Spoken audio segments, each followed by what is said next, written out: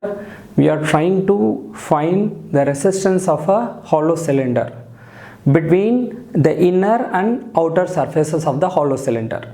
Inner and outer surfaces means you connect positive terminal here. Let us say if you have a battery and you are connecting positive terminal here and the negative terminal at the outer surface.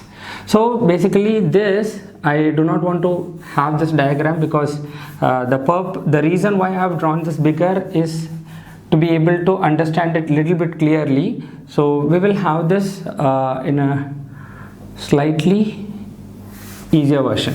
So remember that positive terminal is connected to the inner surface. That means all of this surface from the inner surface to the from the inner surface to the outer surface, the current is going to travel. How it is? Suppose you are having a cylinder like this. So I have just taken a very thick book. Okay, anyway, it is. So it is like this. And the positive terminal is connected at the inner surface, negative terminal is connected at the outer surface. And you want to find this out. So you remember what we have done in the case of a cuboid. Okay, the same way we are going to do that. But here there is going to be a different problem. The area of cross section will keep on increasing.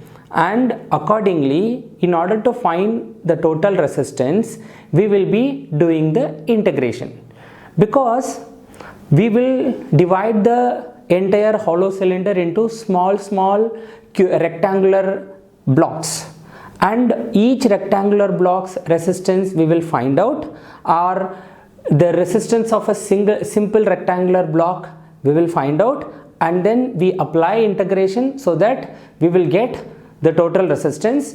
The limits of the integration is from the inner surface to the outer surface, A to B. See, here this is the cylinder. Here positive is connected, negative is connected. Suppose you cut the cylinder like this and open it up. Positive is here connected inside, negative is connected.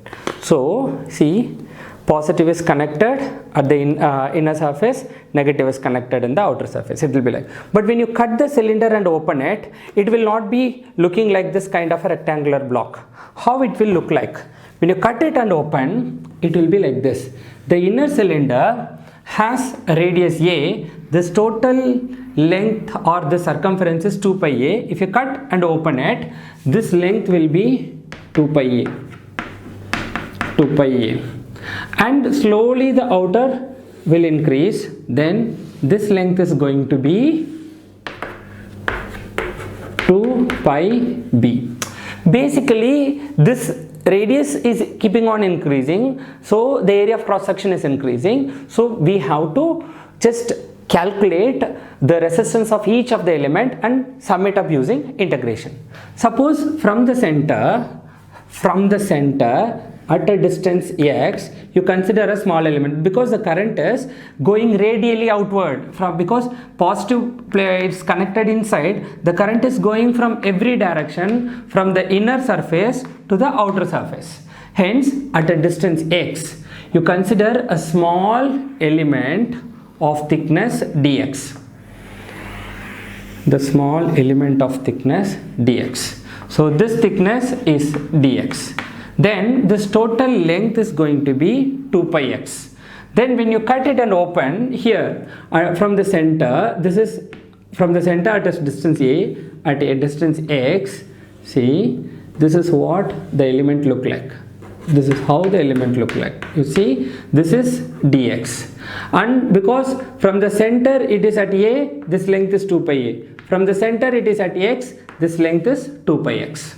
2 pi x. Then from the center you are having an element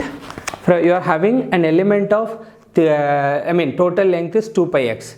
If you open it, you are having this length as 2 pi x. This is the length of the cylinder. Then if you see the element is like a rectangular block. The thickness is dx, and then this is 2 pi x and this is L. Then for this element, the current is going from here to here. When current enters here, the distance traveled, the length of the conductor is dx and the area of cross section is 2 pi x into L. So because this is a small element, the resistance of this small element of the cylinder dr is equal to rho, because we know that r is equal to rho into L by area of cross section. Here, because it is an element, that resistance we are going to call it dr. Dr is equal to rho into this distance the current travels, because radially it goes outward, so the length of the conductor is going to be taken as dx, rho into dx divided by area of cross section, because at a distance x, so this is 2 pi x and this is L, so the area of cross section is 2 pi x into L. And from where to where you are supposed to find out? From the inner surface to the outer surface, because first the element you will consider here, so this will be 2 pi a and then 2 pi a plus dx plus dx plus dx plus dx and so on up till the surface. So this total resistance R will be equal to integral of dr. Integral of dr is integral rho dx by 2 pi x into L from the inner surface to the outer surface. Hence the inner radius is a, outer radius is b. Then the constants you can take out, rho by 2 pi L can be taken out, integral dx by x. So integral dx by x from a to b. Here rho by 2 pi L into dx by x. Dx by x is natural logarithm of x, natural logarithm of x, upper limit b, lower limit a. So it is going to be equal to rho by 2 pi L into log b by log a. So it is natural logarithm of log b minus log a is log of b by a. The resistance of a hollow cylinder is going to be rho by 2 pi L into natural logarithm of b by a. So if you just watch for a while, little bit more, I can complete the resistance of a hollow sphere also.